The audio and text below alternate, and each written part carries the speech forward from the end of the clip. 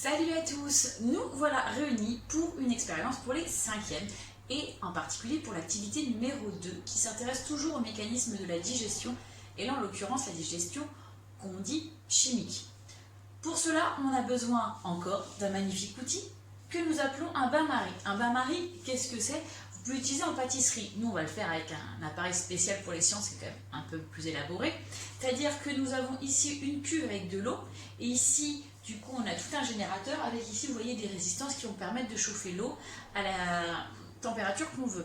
Ici, on va la mettre aux alentours entre 35 et 40 degrés, aux alentours de 37-38 degrés, c'est-à-dire l'intérieur de notre température corporelle. Je répète, nous voulons mimer le principe de digestion à l'intérieur de nous. Qu'est-ce qu'on va digérer? On va utiliser pour cela des galettes de riz. Les galettes de riz, c'est ça.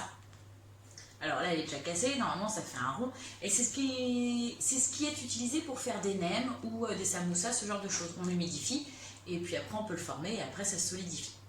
Voilà, on va utiliser donc les galettes de riz qu'on va couper en gros morceaux, en petits morceaux, l'équivalent un petit peu des gros morceaux de la première expérience, donc plusieurs centimètres, et les petits morceaux qu'on obtenait à la fin, donc quelques millimètres. Et on va utiliser ce qu'on appelle du coup une enzyme. Ici, c'est une enzyme qu'on appelle l'amylase. L'amylase, ça vient d'un médicament, d'accord, que j'ai déjà broyé. Pour cette expérience, on va étudier du coup 5 conditions différentes.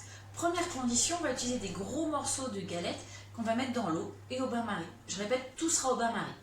Deuxième condition, des petits morceaux de galettes et de l'eau.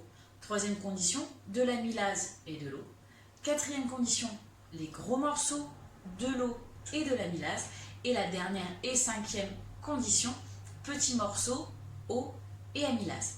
Et on va laisser chauffer pendant une demi-heure, une heure. Et ensuite, on fera un test au glucose. Je reviendrai là-dessus un peu plus tard. C'est parti pour l'expérience.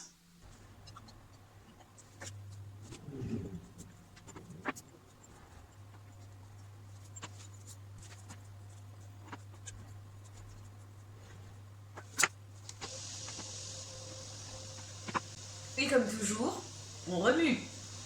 Avant, on regarde.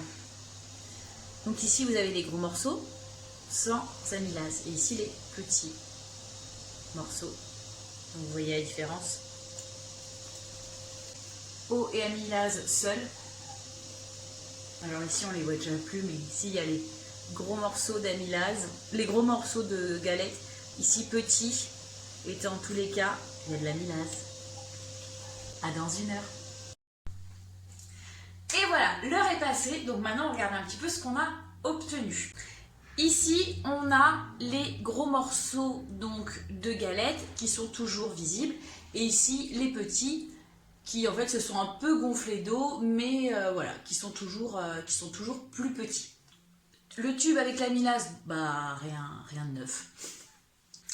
Et ici on a les tubes galettes de riz et amylase. Donc ici c'était celui avec les gros morceaux, donc on obtient, il y a encore des petits débris de galettes au fond. Et ici c'était le petit morceau, donc là il n'y a plus du tout, il y a vraiment que, alors, je ne sais pas si vous arriverez à voir, il y a vraiment que des tout petits trucs qui font même pas 1 millimètre. Voilà, on a vraiment l'impression d'avoir un petit tas de poussière. Alors qu'ici, voilà, on voit encore des petits morceaux de quelques millimètres.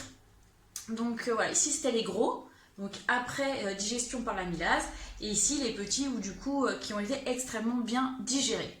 Donc l'étape suivante après l'observation du coup de visu, ça va être de tremper des bandelettes de glucose. Pourquoi des bandelettes de glucose?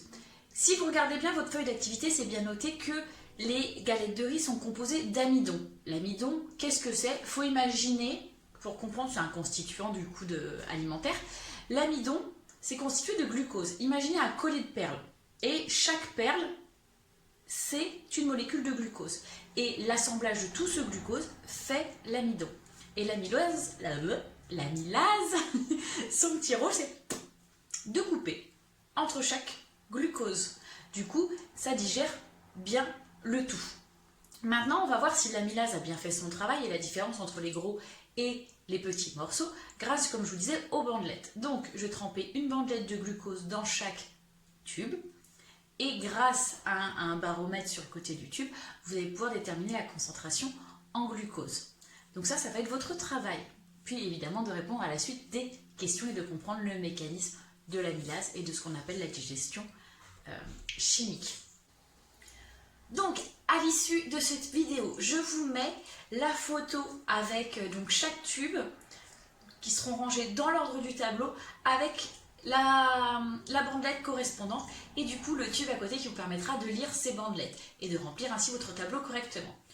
Votre travail, bien évidemment, est de finir l'activité et d'anticiper la suite. Qu'est-ce qui va vous être demandé? Déjà la compréhension, comment se passe la digestion dans votre corps entre la digestion mécanique et la digestion chimique, de comprendre tout ça, quels sont les organes qui sont impliqués, etc. À l'issue de ce chapitre, vous aurez un schéma bilan à me faire. Je sais, vous êtes déjà super content, vous avez entendu schéma. Ouais, je sais, vous adorez ça. Le schéma bilan, c'est super important, surtout dans ce chapitre. Donc commencez tout de suite à identifier ce qui est important et ce qui doit apparaître sur votre schéma bilan. Ok, n'hésitez pas à me solliciter, à me dire madame, est-ce que ça doit venir ou pas? Voilà, moi je vous répondrai, il n'y a pas de souci. Le but c'est de vous entraîner. Toujours dans le but de vous entraîner sur ces magnifiques schémas que vous adorez, j'ai bien compris. Je vous propose 2 petites évaluations qui seront comptées en mode bonus. La première, vous me faites un schéma de l'expérience que je viens de faire. Le schéma de l'expérience et le schéma des résultats. Ok, donc là encore, vous me l'envoyez. C'est positif pour vous, ça apparaîtra sur votre bulletin.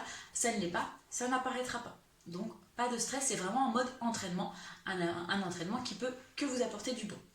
Le deuxième exercice, du coup, bonus, va être un exercice qui va être utile. La notion qui va être vue va être utile pour toute la poursuite de votre scolarité en sciences. C'est la notion d'expérience témoin. Alors, il va falloir que vous essayiez de comprendre ce qu'est une expérience témoin et quels sont quels sont les tubes de cette expérience qui peuvent servir de tubes témoins. Allez, à vous, et je vous laisse regarder du coup les résultats avec les bandelettes. Au revoir mes petits, et surtout bon courage.